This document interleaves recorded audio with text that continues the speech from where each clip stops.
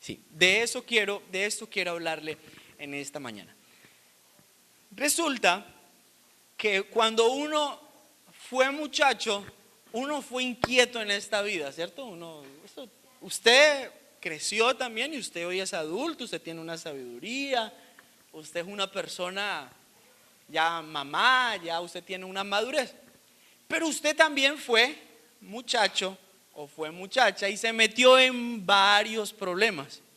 Y entre esos problemas que uno a veces se metía, o a uno siempre le chocaba que su mamá le dijera a uno no puede salir o no puede no puede irse con sus amigos. Y a uno le chocaba eso como hijo. Realmente a uno le daba mucha rabia eso. Y yo recuerdo que entre esas cosas, mi mamá, bueno, hoy no está por acá, pero mi mamá, ella es una persona que yo pienso que esa era la mamá que yo necesitaba para mí. Yo fui inquieto, yo realmente le reconozco, yo fui un poquito inquieto. Pero entre esas cosas, una vez yo le quise decir a mi mamá, mamá, yo me voy a ir con mis amigos, tenía 13 años, yo me voy a ir con mis amigos y noche. Y ella me dijo, no señor, usted no sale de la casa.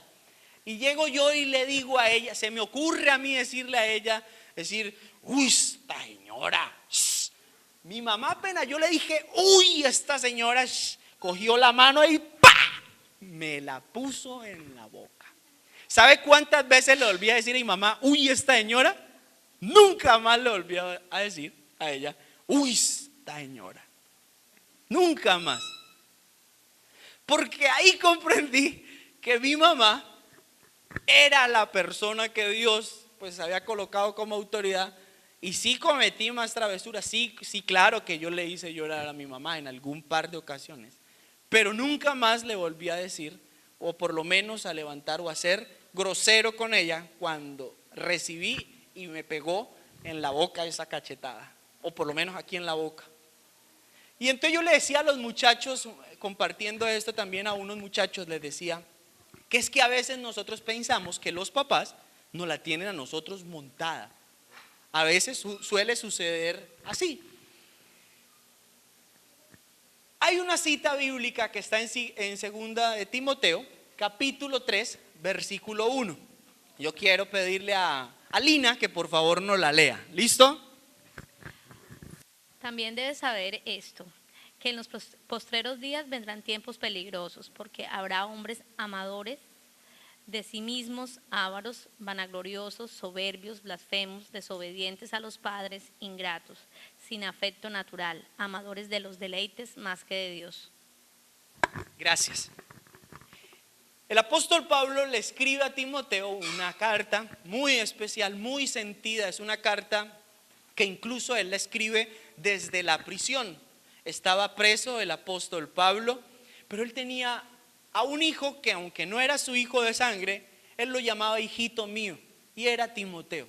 Timoteo era de esos hijos que en el ministerio él se había ganado, y que a este es a quien le está escribiendo esta carta el apóstol, en este caso Pablo, a su hijo en la fe, Timoteo.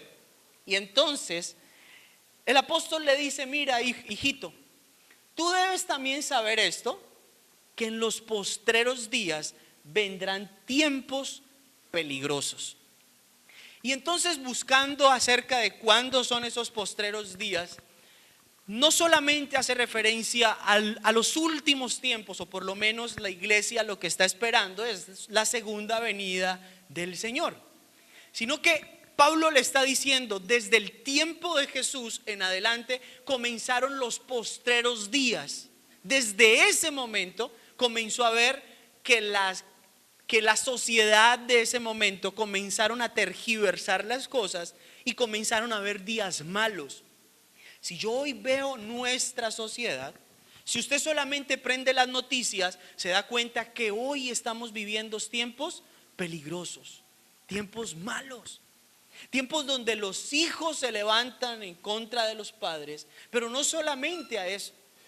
Tiempos donde una sociedad donde los hijos ya, en este caso los peores, las personas que han cometido más fechorías y que no les tiembla el alma para matar a una persona, ya estamos viendo que no son ni siquiera los adultos, sino los niños.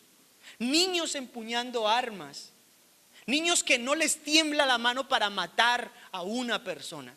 Y eso lo estamos viviendo hoy en nuestra sociedad. Entonces estamos viviendo tiempos peligrosos, tiempos malos. Y él le comienza a hablar de algunas características de los hombres de esos postreros días.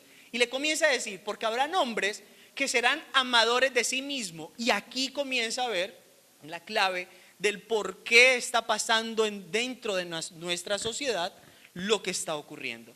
Y le está diciendo, hijito, los hombres de los últimos tiempos o los muchachos de los últimos tiempos serán amadores de ellos mismos. Se amarán mucho más a ellos mismos y no les importará a las demás personas. Yo viendo, en este caso veía a un grupo de chicas, estaban sentadas en un centro comercial. Y entonces hoy casi que nuestra cultura está siendo invadida por la apariencia de cómo yo me veo, cómo yo me percibo. Y hoy las niñas pueden ser niñas lindas, pero se ven feas. Unas niñas con unos cuerpos bonitos, pero se miran al espejo y dicen, estoy gorda. Y entonces comienzan a adelgazar, a hacer una cantidad de cosas para adelgazar.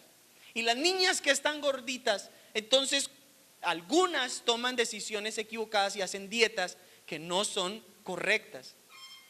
Y cada vez más están haciendo cosas para que su autorreflejo ante la sociedad se vea correcto o se vea bien.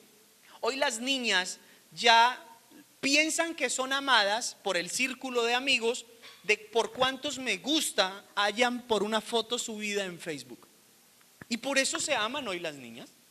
Los chicos hoy son populares porque tienen 300,000 me gusta en una foto, ¿sí o no? Ese muchacho sí es una persona admirada. Esa muchacha si que subió esa foto sí se siente querida y amada porque esa muchacha tiene 300,000, 200,000 likes. Y así es que perciben nuestra sociedad, nuestros muchachos, la manera de cómo ellos son amados. Pero son amados, son amadores de sí mismos porque no les importan las demás personas. No le importa. Y veía también, trabajamos con algunos chicos y teníamos que ver sus Facebook, teníamos que ver cómo vivían ellos, qué pensaban. Y entonces unas chicas, una de las niñas aún del colegio donde trabajaba, colocaba y montaba fotos de ella y en la mitad una amiga como rival, como diciendo cuál de las dos es más bonita. Mira, y se tomaban unas fotos que uno decía, Dios mío, ¿el papá no alcanza a ver lo que su hija está subiendo en las redes sociales? ¿Acaso no lo está haciendo? Amándose o queriéndose exageradamente en ella misma. Son ávaros. Y dice también que una característica es que serán vanagloriosos y soberbios. Vanagloriosos y soberbios. Vanagloriosos porque piensan de que pueden pasar por encima de las demás personas. Y cuando papá y mamá nos dicen o nos advierten acerca del peligro, o cuando papá y mamá nos dice a nosotros como hijos, no hagan esto, es porque sencillamente su sabiduría, su experiencia la tienen para que nosotros no cometamos errores. Pero un vanaglorioso que hace, un joven vanaglorioso que hace, es sencillo. No me importa lo que mi mamá me diga, no me importa lo que su opinión, yo hago con mi vida lo que a mí se me dé. Y entonces la Biblia dice que Dios al altivo lo mira de lejos, al soberbio Dios lo mira de lejos. Y cada uno de nuestros jóvenes hoy en día están cometiendo, o muchos de ellos están cometiendo errores al apartarse de la autoridad de sus padres, pensando que tienen mejores ideas que aún que sus padres. Son blasfemos. Y acá hay otra característica. ¿Cuál es esa característica, Jorjan? Desobedientes ¿a quiénes? A los padres. Son desobedientes a los padres. Y cada uno de nuestros jóvenes, o por lo menos en nuestra sociedad, está pasando o está ocurriendo que ha venido a haber un problema dentro de ella porque no respetamos la autoridad. Nos cuesta a nosotros. Y si a nosotros nos cuesta, a nuestros hijos aún más, cuando no ve que usted y yo respetamos la autoridad de tránsito. Si su hijo o mi hija me ve a mí, y Gabriela, lo digo con todo mi amor, y una vez me pasé un semáforo rojo, papá, te pasaste el semáforo en rojo y no puedes hacerlo. Y yo le dije, sí, mamita, perdóname, intentaré nunca más volvérmelo a pasar. Pero lo que yo haga con mi hija es lo que ella va a hacer en el día de mañana. Si yo me paso un semáforo, si yo no respeto la autoridad de tránsito, si yo hago un cruce prohibido, si yo le contesto mal a un policía, entonces mis hijos también van a hacerlo. Nuestros hijos van a hacerlo. Porque estamos perdiendo la autoridad. Y veía videos también en internet de cómo los estudiantes le contestan feo a los profesores hoy en día. Bueno, Fernando, que es docente, me imagino que ese es su pan diario. Pero cómo hoy los jóvenes de hoy en día no respetan la autoridad, en este caso del colegio. Antes usted no podía decirle esto a la profesora. O con un palo, no sé qué hacían. Mira, ni siquiera con un palo, Daniela. Con una mirada de la profesora, con eso uno tenía para quedarse quieto.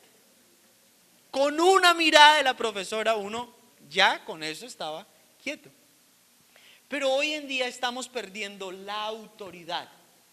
Y eso está pasando, y colocaba en rojo, es porque nuestros jóvenes no tienen afecto natural. No le importa el prójimo. No me importa lo que ella piense. Mi vida, yo soy amadora de mí mismo, y lo que a mí me pase, todo lo que gira alrededor de mí, eso es bueno. Pero el afecto natural, la compasión que yo debo tener por el otro, no me importa. Y hoy nuestra sociedad está viviendo momentos muy duros y muy difíciles porque no estamos teniendo afecto natural por la otra persona. No nos interesa el prójimo, no nos interesa. Y termina diciendo el apóstol Pablo a Timoteo, y le dice: Timoteo, además, estos hombres o los jóvenes de hoy en día serán amadores de los deleites más que de Dios. Hoy en día, los jóvenes en los tiempos peligrosos, o aún hombres y mujeres que hoy podamos compartir con ellos en la sociedad en la que vivimos, son más amadores de los deleites que de Dios mismo. La piedad se acabó. La fe como que parece ser una utopía. La fe como que ya comenzamos a desplazarla por otras cosas. Y en el hogar y en nuestras casas no estamos dándole o permitiéndole a que Dios obre en medio de nuestros hogares. Por eso Pablo le decía a Timoteo, nunca te olvides de Dios. Y quiero hoy, en esta mañana, hablarle acerca de 4 cosas que los jóvenes hoy en día deben hacer para volver el corazón de los hijos a los padres. 4 cosas para volver el corazón de los hijos a los padres. Esa diapositiva salió, no sé, corrida, pero quiero leerle lo que dice Efesios capítulo 6. Y lo primero que un joven debe hacer para poder volver su corazón, el corazón del hijo al padre, es honrar a papá y a mamá. ¿Qué deben hacer, Camila? ¿Qué deben hacer? Lo primero que debe hacer un joven para volver su corazón, ¿qué debe hacer? honrar a papá y a mamá. Eso es lo primero que un hijo debe hacer para volver su corazón y que los tiempos peligrosos y en lo que estamos viviendo y en lo que está pasando no afecte nuestra casa, no afecte nuestra sociedad. Muchos de nosotros podría decir, ¿sabe qué, Fabián? Es que usted no sabe lo que nosotros vivimos en la casa. Vivimos como perros y gatos a veces en nuestro hogar. Pero usted y yo estamos llamados a ser la solución y que eso no pase dentro de nuestros hogares. Como hijos tenemos una gran obligación. Y usted dijera, pero es que yo tengo 11 años, yo tengo 12 años, no importa. Usted es quien está escuchando en esta mañana, usted es quien tiene la responsabilidad de volver su corazón a sus padres para que Dios obre en medio de su casa y en medio de su familia. Puedo tener 10 hasta 80, 90, los años que tenga, pero usted y yo tenemos la responsabilidad de poder llevar a Dios a nuestro hogar y no sacarlo de allí. Entonces lo primero que un hijo debe hacer es honrar a papá y a mamá. Y Efesios capítulo 6 dice, honra a tu padre y a tu madre, que es el primer mandamiento con promesa, para que te vaya bien y seas de larga vida sobre la tierra. Camila, ahí dice, honra a tu papá y a tu mamá si son buenos contigo. ¿Ahí dice eso? No. ¿Cierto que no? Daniela, allí dice, honra a tu papá y a tu mamá si ellos te compran todos los muñecos que tú quieres. ¿Ahí dice eso? No. ¿Sí o no? Ahí dice, honra a tu papá y a tu mamá.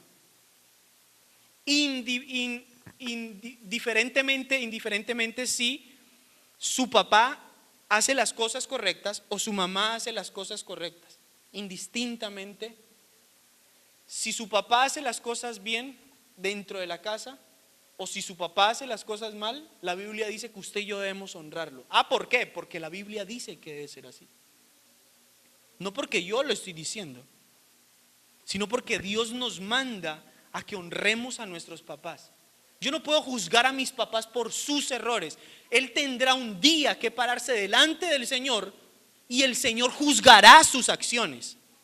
Un día Él se levantará, habrá un día donde mi papá se levantará y estará al frente del Señor. Un día estará con Él, al frente de Él, y Dios juzgará sus acciones. Dios lo hará, pero no soy yo quien debo juzgarle.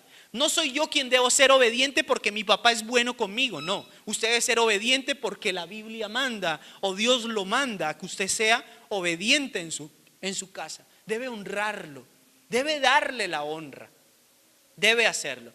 Número 1, entonces, para volver el corazón de los hijos a los padres, ¿qué debo hacer? Honrar a padre y a madre. No se me adelante porque el segundo es obedecer. El segundo punto es obedecer. El segundo punto, ¿cuál es? ¿Cuál es, Daniela? Obedecer. El segundo punto para poder volver el corazón de los padres a los hijos es la obediencia. Y la obediencia trae bendición. Yo no sé si a ustedes les pasó, y me imagino que las personas que estamos en este lugar, siempre que la mamá le decía a uno, no se vaya en esa bicicleta tarde, no se vaya para el río, no se vaya a jugar fútbol con esos muchachos, preciso es el día que a uno o se quebraba una pata o le pasaba algo o se caía. Y era como si fuera una maldición de la mamá, como si la mamá ya supiera qué es lo que le iba a pasar a uno. Ese día le pasa a usted todas las cosas, porque su mamá o su papá le dijo, no se vaya para allá. Ese día es el día cuando usted tiene las heridas, las marcas, usted tiene marcas en su cuerpo. Esas marcas que usted y yo tenemos son las marcas que nos dejó la desobediencia en nuestras vidas. Por haber sido desobediente, por haberlo hecho. Yo tenía un amigo que eso la mamá apenas le decía así y ese muchacho se iba. Le pasaba de todo. Una vez una carretilla le arrancó acá el pie, una parte del pie. Una vez se estaba elevando una cometa y la mamá le dijo, no se suba a ese techo, y se fue hacia atrás y se repeló todas las manos. Otra vez ese muchacho se enterró, mire, es que le pasaban unas cosas, se enterró un palo por la boca y le salió. La mamá, ese muchacho, un amigo mío, era desobediente, y ese muchacho le pasaron, hoy está muy juicioso, gracias a Dios, pero ese muchacho fue desobediente. La obediencia trae bendición. ¿La obediencia trae qué, Jorjan? Bendición. Melba, ¿la obediencia trae qué? Bendición. Dios quiere obediencia y no tantas palabras ni acciones que no valen la pena. Una vez Dios usa un profeta que se llamaba Samuel. El profeta Samuel va donde un rey, el primer rey de Israel, que se llamaba Saúl, y le dice el profeta al rey Saúl: rey, tú debes ir, avanzar contra los amalecitas y matar todo cuanto esté en ese pueblo. Todo lo que se mueva deben matarlo, incluyendo niños, hombres, mujeres, porque los amalecitas habían ido en contra del pueblo de Dios y era un juicio de Dios para los amalecitas. Por eso el profeta o Dios lo usa para que le dé esa palabra. Y el rey dice: ok, yo voy a ir a hacer eso, en el nombre de Dios voy a ir a hacerlo. Y va el rey Saúl con todo su ejército y mata a todo lo que se movía, pero omitió algo: dejó solamente los mejores ganados, las mejores ovejas, y le perdonó la vida a Agar. Agar es que era el rey, le perdonó la vida a Agar, que era el rey amalecita. Y entonces Samuel no se había ido a la batalla, sino que Samuel estaba lejos, y Dios le dice a Samuel: Samuel, me pesa por haber hecho por rey a Saúl, me pesa por haber hecho por rey a Saúl, porque no hizo lo que yo le mandé a que hiciera, no fue obediente conmigo. Y entonces le dice Dios al profeta: ve donde está Saúl y dile que yo me he provisto de otro mejor que él, que tiene un corazón conforme al mío y que sí es obediente. Y así fue. El profeta se fue hasta donde estaba el rey. Y entonces el rey lo ve y se asusta y dice: ahí viene Samuel. Y entonces él arranca a recibirlo y le dice: hola Samuel, ¿cómo estás? Y él le dice: estoy muy triste. No, pero no esté triste tu corazón, porque yo hice caso a todo lo que Dios me dijo que hiciera. Mentira, él no había hecho caso a lo que Dios le había dicho que hiciera. ¿Dios qué le había dicho, Daniela? Que matara todo. Ni un gusano de ese pueblo podía estar vivo. Todo lo que se moviera, Dios le había dicho que lo matara. Muy bien, Daniel. Todo. Y entonces él dejó vivo a los ganados y a las ovejas. Y entonces una ovejita por allá hizo ¡bé! Y una vaca hizo, ¿cómo hacen la vaca? ¡mu! ¡mu! Así hizo una vaca. Y entonces el profeta de Dios le dijo: ¿y qué es ese mugido de vaca? ¿Cierto? Y ese balido de oveja que escucho. El mugido es de la vaca, ¿verdad? El mugido de la vaca que acabé de escuchar, que interpretó Jorjan. ¿Y qué es ese balido de la oveja cuando hizo meh? Es que yo tuve una idea fantástica. Lo que yo quise hacer era, como yo sé que a mi Dios le gusta que le hagamos unos sacrificios, pues escogí lo mejor del pueblo, de los amalecitas, y lo vamos a sacrificar para Dios. Vamos a hacer una hoguera y ahí vamos a asar la carne, y eso va a ser un olor fragante para el Señor. Y lo que más le entristeció en el corazón a Samuel es haber visto la cara al rey Agar. Y ¿quién es? No, es el rey del pueblo. Dice que Samuel le dio tanta rabia que hizo algo que a él no le correspondía. Cogió la espada y ¡fua! le mochó la cabeza a Agar.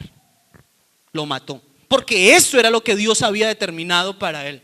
Era eso lo que Dios le había dicho desde un principio a Saúl que hiciera. Y Saúl desobedeció a Dios. Pero ¿sabe qué es lo más triste de la historia? Lo más triste de la historia es que Dios dijo por medio del profeta Samuel al rey Saúl: me pesa haber puesto por rey a Saúl.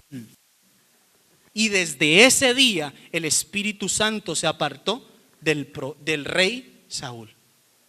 La obediencia, la desobediencia es castigada siempre.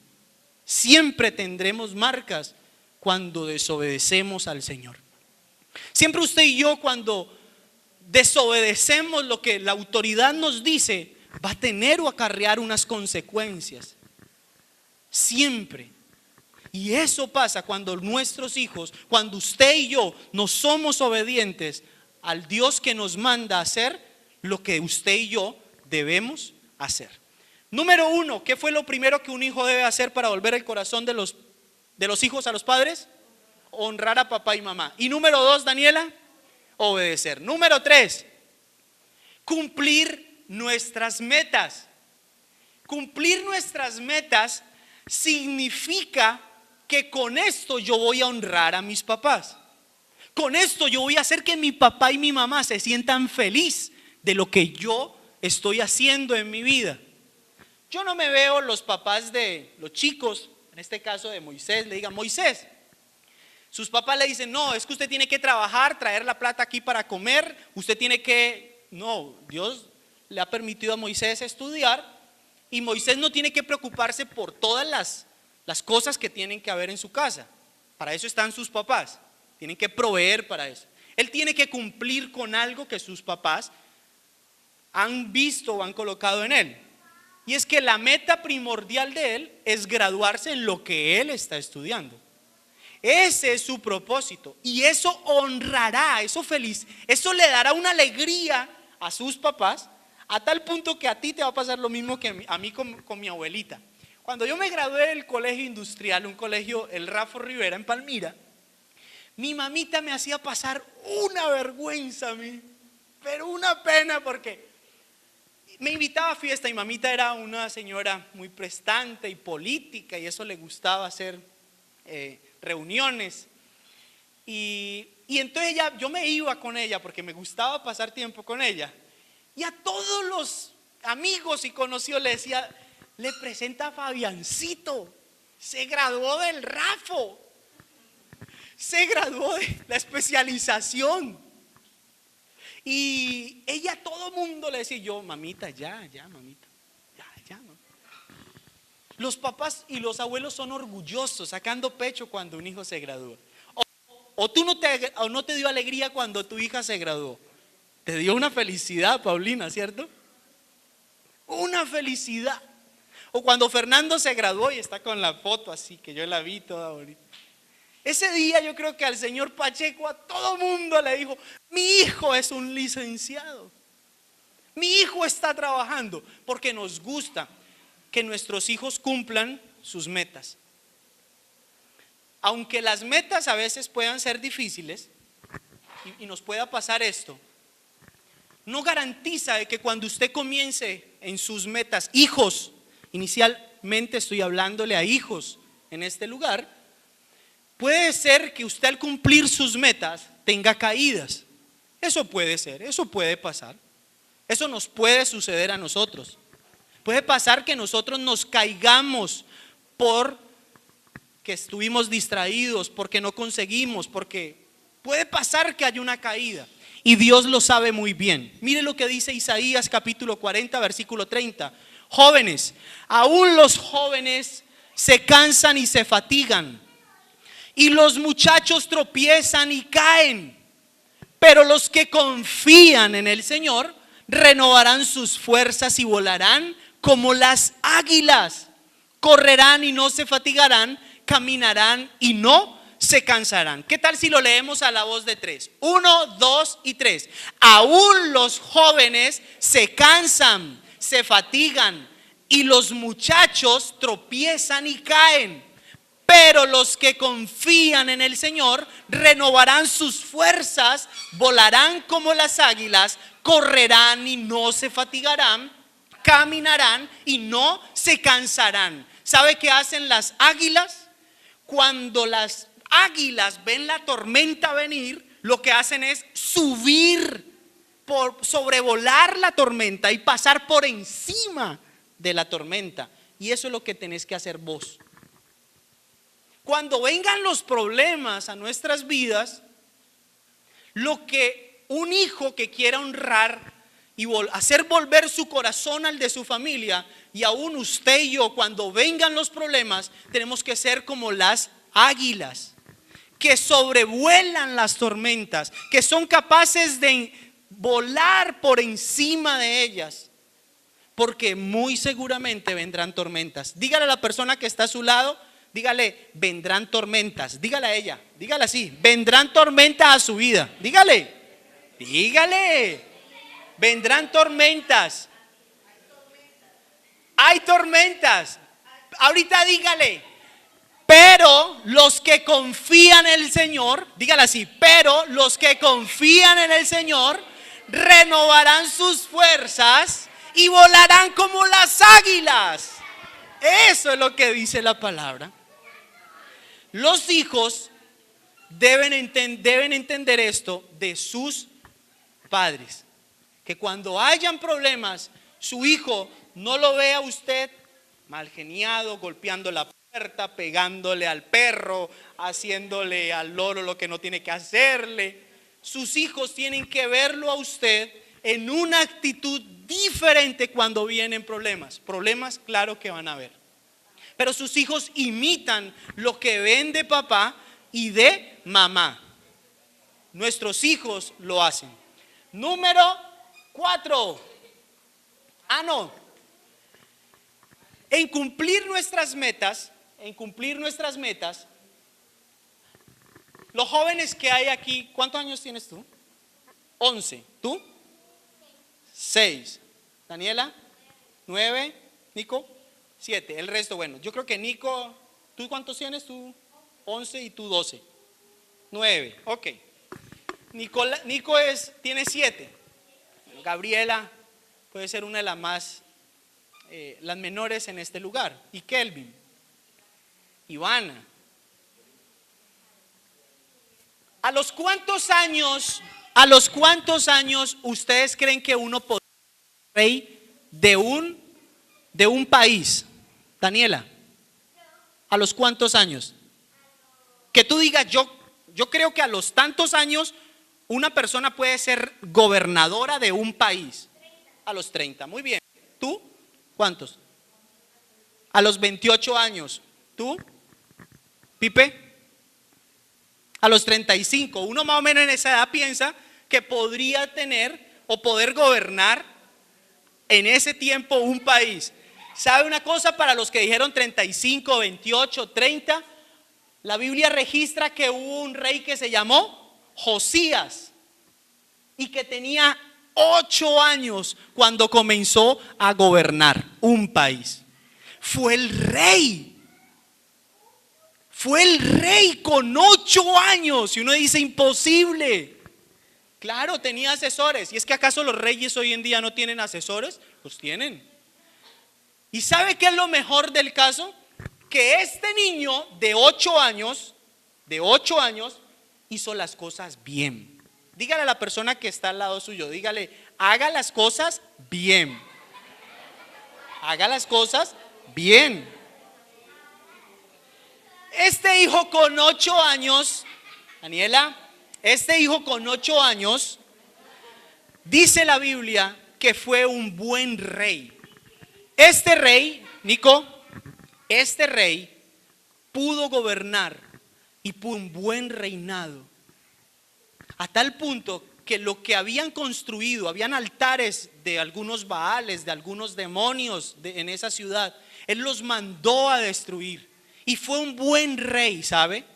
Este Josías sí que fue un buen rey.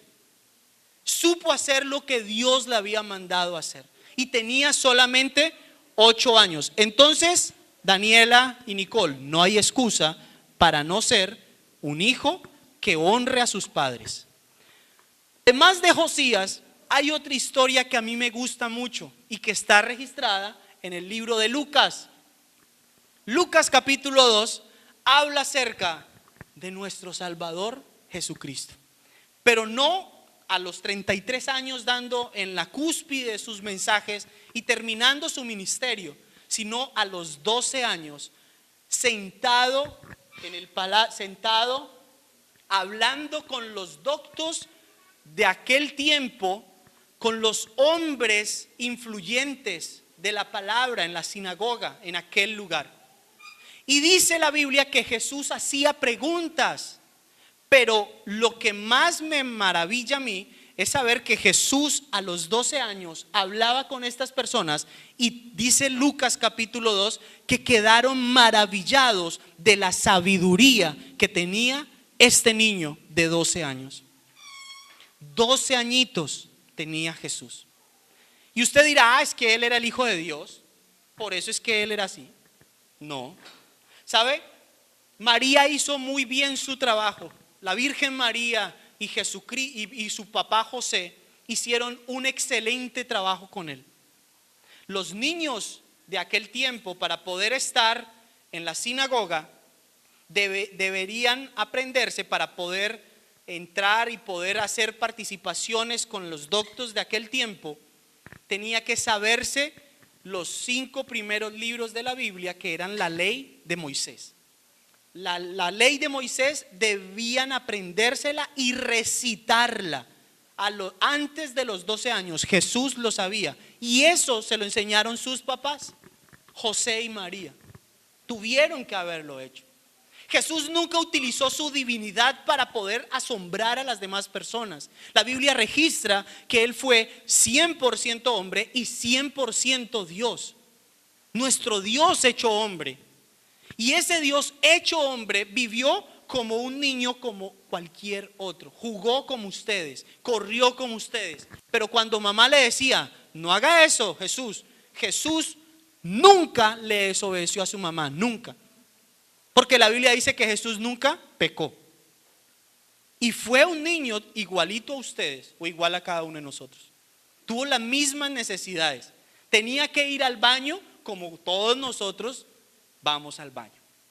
Cada una de las necesidades físicas, fisiológicas, el niño, en este caso, tenía que hacerlo.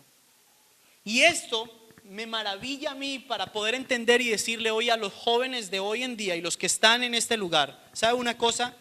Usted puede ser alguno de estos chicos si cumple sus metas, lo que le corresponde a usted hacer dentro de su casa. Así usted hará volver el corazón de los hijos a los padres. Y con esto termino. Número 4, utilice su conciencia.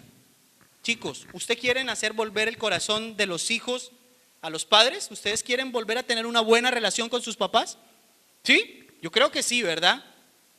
Utilice su conciencia. Aquí no se alcanza a ver bien al señor J Balvin. No se alcanza a ver bien. Si yo le colocara esa canción aquí, esa canción sería una canción pegajosa, se podría decir, una canción chévere, pegajosa. Uno diría, ay, esa canción de J Balvin, ve, sí que suena chévere. Pero yo me quedé aterrado del contenido de la letra de la canción de J Balvin, que no recuerdo cómo se llama. ¿Cómo se llama la canción, Moisés? Ginza se llama. ¿Por qué llama así? Ginza, se llama Ginza. Bueno, meta a YouTube, no a escuchar tanto las canciones, pero sí préstele contenido a la letra o atención a la letra de esa canción. Y esa canción dice, si necesitas reggaetón, dale. A esta iba bien. Sigue bailando, mami, no pare. Ahí, hasta ahí, pues, sigue bailando, mami. Pero después dice, acércate a mi pantalón, dale. Pero lo que más me llama la atención es, vamos a pegarnos como animales. Vamos a pegarnos como animales. ¿Sabe por qué me sorprende esto, chicos? Por esta noticia. Canadá legaliza el sexo parcialmente con los animales, puesto que no hay, es un caso de un papá que ocurrió en Canadá. Y tengo que hablarle a los hijos certeramente porque esto ustedes lo ven.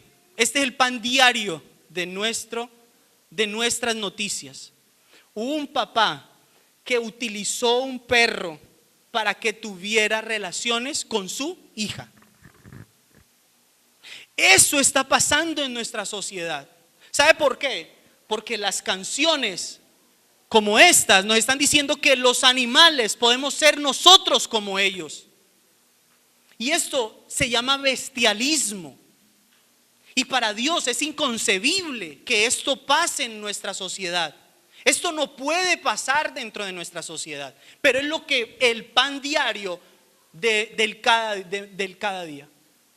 Nuestras niñas se enamoran de J Balvin, pero no ven el trasfondo de lo que está ocurriendo en medio. ¡Ay, tan lindo! Pero lo que está cantando está en contra de lo que Dios ha determinado para nuestra sociedad. Canadá legaliza esto.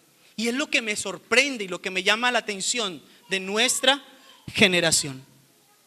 ¿Cómo puede ocurrir este tipo de cosas? Hasta una persona con 5 dedos de frente podría darse cuenta que utilizando su conciencia no debería escuchar canciones como estas que afectan nuestra relación con el prójimo. Número 2, hay un juego que se llama GTA 5. GTA 5 fue el mejor juego del 2013. GTA 5 lo sacaron para consolas de Xbox y de PlayStation. En el 2013 fue el juego más costoso del mundo. 250 millones de dólares costó realizar ese juego. Y solamente en 24 horas después de que lo sacaron al mercado, recaudó 800 millones de dólares este juego. Pero ¿sabe qué enseña este juego? Y que lo juegan nuestros adolescentes. ¿Sabe por qué yo me doy cuenta de esto? Porque yo les pregunto. Y son a veces hasta niños de la iglesia, chicos de la iglesia. ¿Y vos qué jugás? Yo juego GTA 5. GTA 5. Y varios de ellos me decían GTA 5. Este juego es la continuación de un juego que se llamaba San Andrés o San Andreas, así. Es la continuación de ese juego. ¿Y saben qué hacen en este juego? En este juego los chicos personifican a gente mala que tienen que ir en contra de la autoridad. Se roban los autos de la policía, se roban los bancos, hacen orgías en el juego, tienen sexo inmoral en clubes nocturnos, dañan en este caso la conciencia misma del mismo chico, sabiéndoles o haciéndoles entender que ellos pueden ser malos y que ellos pueden tener ese estilo de vida, cuando esto va en contra de la palabra del Señor. Esto va en contra de nuestro gran Dios. Por eso uno dijera, es que un chico con 5 dedos de frente no jugaría este tipo de juegos. Y pregunte cuántos de nuestros chicos juegan este tipo de juegos. Nos vamos a aterrar que gran parte de nuestros chicos, no solamente este es uno de tantos que hay.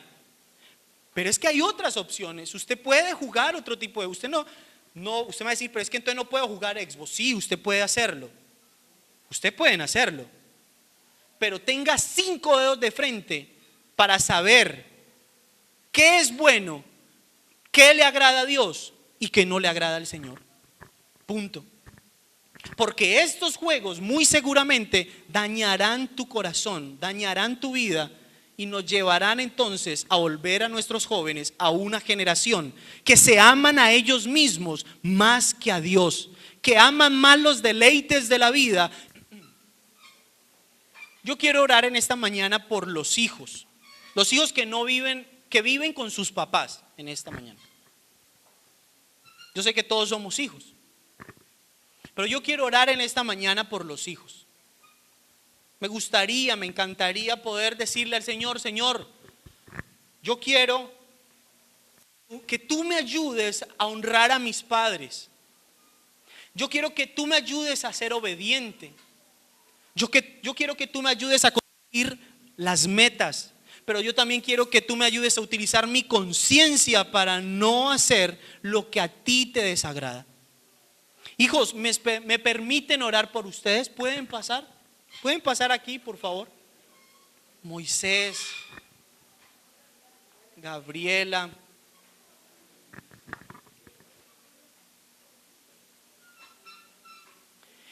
Y yo quisiera orar por ustedes, porque ustedes son una generación bendita en las manos de Dios. Kelvin será una generación bendita en las manos de Dios. Daniela será una generación bendita. Pero ustedes tienen una gran responsabilidad. Daniela, ustedes tienen una gran responsabilidad. ¿Cuál es su responsabilidad? Esta: honrar a sus padres, ser obedientes, alcanzar sus metas y utilizar su conciencia para no afectar el propósito que Dios tiene con ustedes. Por eso yo sé que ustedes hoy, cada uno de ustedes, desde el más pequeño hasta el más grande, ha entendido que sus vidas tienen un propósito en Dios. Pero Satanás quiere dañar ese propósito en sus vidas. Si ustedes siguen escuchando, si me gusta reggaetón, mami, si ustedes siguen escuchando ese tipo de música, afectará su relación con sus papás y con sus amigos. Si ustedes siguen jugando en la Xbox o en internet juegos que no le agradan al Señor, eso afectará sus vidas y su relación con sus papás. Por eso yo quiero orar por ustedes. ¿Me dejan orar por ustedes? ¿Sí? ¿Me permiten? Vamos a cerrar nuestros ojos y todas las personas que estamos en este lugar, por favor, acompáñenme en esta oración. Haga una oración sencilla y sentida, diciéndole al Señor. Van a repetir ustedes que están aquí conmigo y yo les voy a guiar en una oración diciéndole: Señor Jesús, fuerte, Señor Jesús, en esta mañana te damos gracias por tu palabra. Señor Jesús, yo te pido que me ayudes a honrar a mis padres, que me ayudes a ser obediente con mis padres, que me ayudes a cumplir mis metas, que muy seguramente son tus metas. Señor Jesús, ayúdame a guardar mi conciencia como una conciencia limpia y transparente delante de ti.